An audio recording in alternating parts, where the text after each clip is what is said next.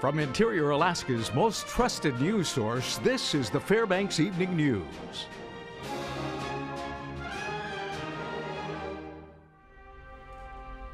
Good evening. Thank you for joining us. I'm Daryl Clark. Stephanie Woodard has the night off. A busy afternoon in Superior Court Judge Mike McDonald's courtroom as several men stood for arraignment, including a man extradited from Florida. 25-year-old Demarius Hinton pleaded not guilty to a single count of felony hindering a prosecution. A bail hearing is set for December 3rd. The charge is related to the murder of John Kaverlik last spring. Hinton is accused of driving the getaway car in connection with the murder outside of the Rock and Rodeo Bar in East Fairbanks. He was arrested in Orlando in late October. Joel Joseph was arrested in Texas. He is charged with first-degree murder in connection with the shooting. Also before Judge McDonald, 21-year-old Brian Roof. He pleaded not guilty to a second-degree felony sex abuse of a minor charge. He will also have a bail hearing on December 3rd. Roof is alleged to have had sex with a 15-year-old girl. At the time of arrest, Roof reportedly told troopers the sex was consensual. 23-year-old Aaron Fleck today pleaded not guilty to a first-degree felony robbery charge. Police say Fleck paid a woman for sex, then tased and robbed her after the sexual encounter at the Westmark Hotel. Senator Lisa Murkowski today called for an adaptable Arctic leasing structure to recognize the frontier nature of the region. Murkowski's comments came during an Energy Panel oversight hearing on the Interior Department's proposed changes to regulations related to offshore oil and gas production. She proposed changes to federal rules regulating oil and natural gas activity on the outer continental shelf and in the Arctic. Murkowski says the changes are necessary to create a predictable regulatory framework that supports safe exploration in the Arctic. Royal Dutch Shell announced in late September it was pulling the plug on an offshore exploration in Alaska, while Statoil in November abandoned its plans to drill in the Alaska Arctic. Shell described an uncertain regulatory environment as a reason for ditching a $7 billion investment. Murkowski says that regulatory environment stems from the White House. I have been deeply disturbed, and I have said so quite publicly, regarding the administration's handling of our Arctic resources. The regulatory maze imposed from Washington, D.C. created a situation in which successful exploration of Alaska's offshore was an uphill battle every step of the way. We have now seen two companies pull out of an area on our outer continental shelf that holds an estimated 24 billion barrels of oil and 104 trillion cubic feet of natural gas. As the Fairbanks City Council pours over the 2016 city operating budget, one city department is admitting it made a mistake that could cost the city over $250,000. Reporter Ryan Grimes has the story. The Fairbanks City Information Technology Department, otherwise known as IT, found out they have not paid for critical software licensing fees over the course of a few years. Mayor John Eberhardt says the oversight was due to negligence by the prior IT department director, Ryan Rickles, who left his position in May 2014. Somehow or other, our prior head of IT either overlooked or somehow these licensing fees did not get paid. You know, as you know, if you go buy a package of software, we have to pay licensing fees, and they're annual usually and for each user. So, you know, Ben is very thorough and very good, and he found this and he's brought it to our attention. The current IT director, Benjamin Barrio, says his department found the discrepancy while doing a full inventory of assets. For fiscal year 2015, the city budgeted about $1.6 million for its IT department. The mayor is requesting that the Fairbanks City Council approve about $2.3 million for the IT department during fiscal year 2016. That's roughly a $600,000 difference. Barrio says over half of that difference is due to the expiring licensing fees. The complete suite of software, business operations software that we use, ranges everything from emergency services all the way down to public works. $350,000 is what approximately what we have identified that we need to budget for to bring our licensing requirements up to date. We need to do the right thing, and the City Council is all behind me, has come on board, and they're really supportive. They know that we need to do this. So in my view, we just have to bite the bullet. It's unfortunate this was allowed to get to be such a large debt, and we have to figure out how to pay for it, and then it's behind us. This is Ryan Grimes reporting. When we come back, a 0.8 increase in employment added 2,500 new jobs in the early months of this year. We'll have the details on that Also, how to tell the difference between a sore throat and strep throat is the subject of this week's health report. Those stories and more when we return. Stay with us. And welcome back. More Alaskans took new jobs in the first half of 2015 compared to the year before, according to a state report. The Alaska Department of Labor and Workforce Development says a 0.8% increase in employment added around 2,500 new positions between January and June. Most of the growth is being fueled by the private sector, with construction, healthcare, hospitality, and retail industries drawing the biggest impact.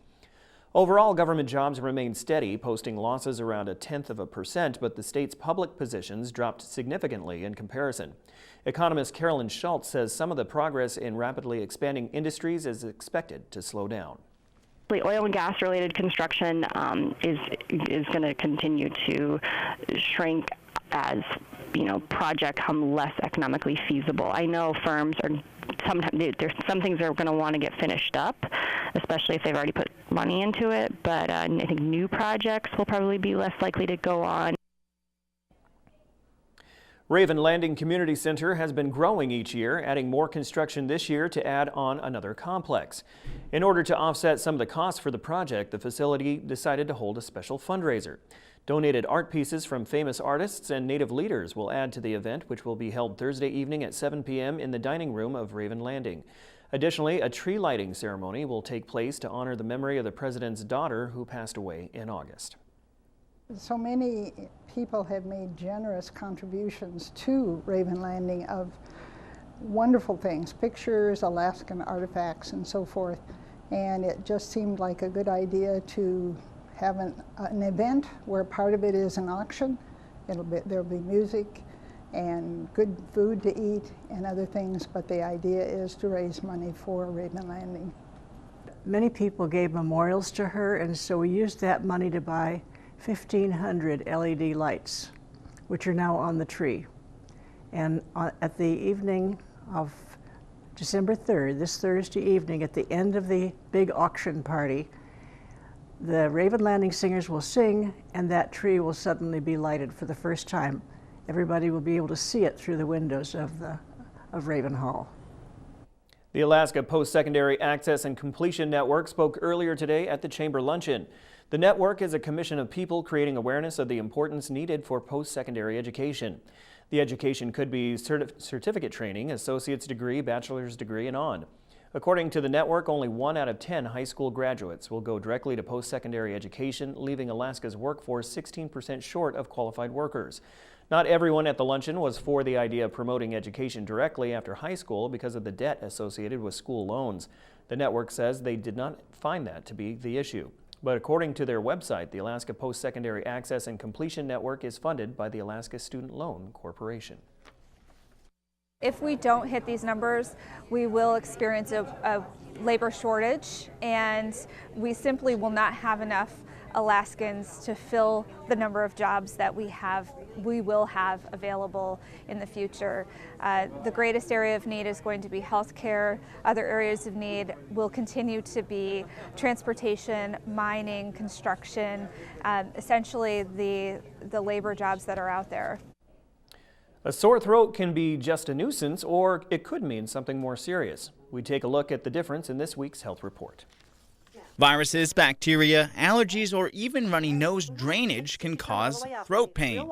So how can you recognize the difference between a sore throat and strep throat? The criteria that we use that would indicate strep would be fever, enlarged lymph nodes along the neck. Sometimes they're tender. You do not have a cough with strep. If you're coughing, that typically means no strep. The other thing is most people know is if you look in the throat, a lot of times there's pus or exudate on the back of the throat. Strep can be spread as easily as sharing drinking glasses or even through the air by sneezing or coughing. Strep throat is commonly treated with antibiotics. However, Dr. Allen warns that overprescribing of antibiotics for sore throat that did not turn out to be strep can cause side effects or resistance to the drug. That said, Allen says it's important for someone who does have strep to get proper treatment. Most strep will self-resolve. However, there is the risk of rheumatic fever if it's untreated. So I would not recommend that. If there's any concern of a strep, then I would get tested. Allen says that a person generally has 9 days from the time of the onset of symptoms to get treatment to avoid the strep, from causing further complication. The Health Report is brought to you by the Ear, Nose, and Throat Clinic, located in the Medical Dental Arts Building, and by Interior Women's Health, located on 1626 30th Avenue. Joe Cook is next with sports, and it's Tuesday, so that means there's another edition of the Nana Corner. Joe profiles a newcomer that's shooting out the lights for the women's team. That story and more after the break.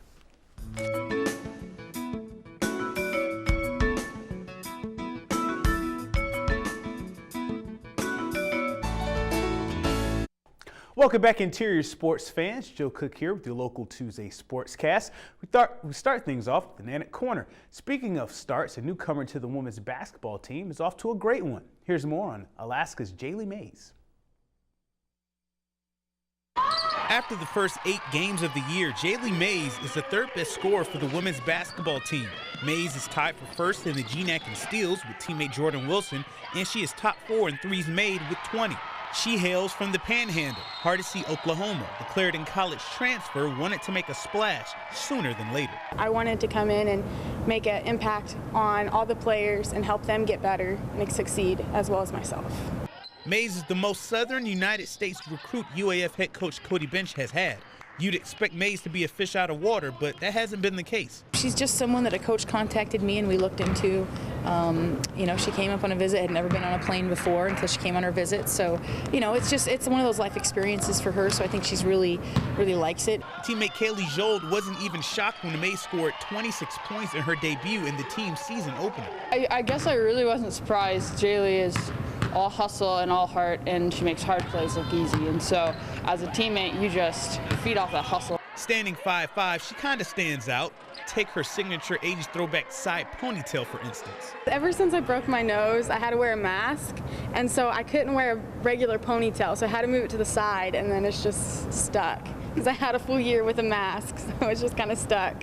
One thing is straight, the little guard does a lot of little things for this team. Now she just kind of fills us in at the wing position with being able to shoot, being able to drive, being able to pass. So it's really made us pretty dynamic offensively. It isn't just her offense, it's her defense as well. So, she's been a great complement to our inside game, and I just hope that it translates into more wins for us. Mays and the Nanooks, who have a 5-3 record, will play their first GNAC games of the year this week. They travel to Western Washington on Thursday and will face Simon Fraser on Saturday. Nanook Corner, brought to you by Sports Medicine Fairbanks. And staying with the UAF women's basketball team, they secured a player for next season. Kiana Till out of Palmer signed a national letter of intent to join the Nanooks during the early signing period earlier this month. Till had a breakout junior season, making the second All-Northern Lights Conference team. She averaged 10 points and 5.5 rebounds last season. She is also part of the Alaska Lady Hoops program. Till, Palmer's Offensive Player of the Year, also played against current Nanooks Jold and Marion Wamsley in high school. Till's the first signee for UAF's 2017 recruiting class. On the ski trails, local products performed well in the opening weekend of the United States Ski and Snowboard Association Super Tour. On Saturday in Yellowstone, Montana, former Nanook Logan Hahnemann won the 1.3K sprint race in 2 minutes 31 seconds. His brother Reese Hahnemann was second in 2:32, so the Hahnemann brothers taking the top 2 spots. Logan and Reese were also 26th and 31st in the 15K freestyle. Former Nanooks and current APU skiers Becca Royalbaugh and Lex Trinan placed in the top 10. Royalbaugh of Fairbanks was 9th in the women's 10K race with a time of 28 minutes. Alex Trinan finished 10th overall in 36 minutes 29 seconds in the men's 15K race. Over the weekend, some of the top Alaska hockey players from Fairbanks and Anchorage skated in the West Regional Silver Sticks competition in Las Vegas. The Fairbanks Arctic Lions U18 squad blew out Team Wyoming 10-0 on Sunday in the Constellation Final. North Pole's Darren Donovan and West Valley's Gabe Rankin both scored 3 goals. Donovan finished with 5 points. Hutchinson's Max Heineken recorded 14 saves for the shutout. The Alaska All-Stars of Anchorage won the title with a 2-1 shootout win over Aldergrove. And that'll do it for sports tonight. Thanks for watching. Mike Schultz is next with your full weather forecast. And as always, we'll catch you next time. Hey everyone, welcome back into Fairbanks Evening News for a Tuesday night. Mike Schultz with you once again talking about the weather. And today it wasn't too bad. It got a little warmer than it was yesterday. We're looking at temperatures to be just about the same, but maybe some snow in the forecast. We'll tell you about that in just a little bit. Our photograph tonight, sent in by Louise. Once again, she doesn't give her last name, but she got a nice, beautiful shot here of a UAF sunset right there on the horizon. Beautiful shot. As always, if you have a photograph to share, send it to photos@ktvf11.com. And I'll tell you what, now that we are in the holiday season and Christmas time, why don't you send me some photos of your best Christmas shots, Christmas lights or Christmas trees, whatever, and we'll share those with the audience, so we're going to get a nice stock of those going on. Keep that in mind.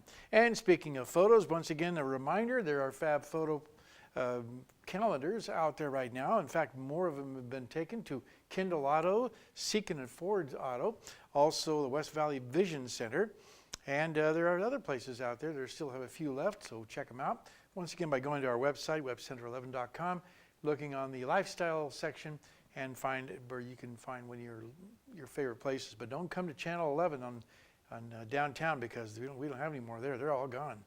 Here's our numbers for today. 2 degrees for the high. The low last night, 13 below. The record high, 37 in 1992, 47 below in 1990. Your sunrise and sunset, 4 hours and 42 minutes. That's a gain, actually a loss of 5 minutes from yesterday. We are 21 days away from gaining our time back. It's nice to pass that along. Here's your satellite and radar. Again, more rain falling across southeast Alaska. And some of this moisture is going to start working its way up through the passes into the interior tomorrow. We're giving us a chance of a little light snow. No real big heavy accumulations expected, but there will be a dusting possible tomorrow and into Thursday. We'll keep an eye on that. What else is going on across the rest of the state? Well, over southeast Alaska, the rain continues to fall at Juneau and Ketchikan, raining around the Anchorage Bowl, actually snowing, I should say, around the Anchorage Bowl at 22 degrees. Cloudy skies at Kodiak and some showers down the Cold Bay region. Sunny skies up and down the west coast, only 6 degrees at Bethel today, or Nome, and 8 degrees at Bethel. 10 below at Barrow, and for Yukon, 4 degrees above. Now the lower 48, really well dynamic image of this area of low pressure here spinning across the central and northern plains, bringing with it widespread light snow. And then again, the jet stream continues to really be amplified, bringing lots of rain over southeastern portions. And a new system moving across the Pacific Northwest, bringing more rain there.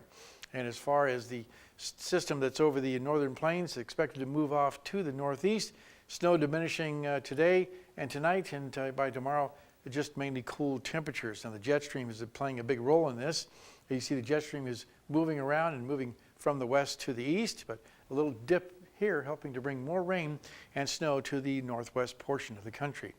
Time once again for our kids' weather, and all this week we're talking with the kids from North Pole Elementary School.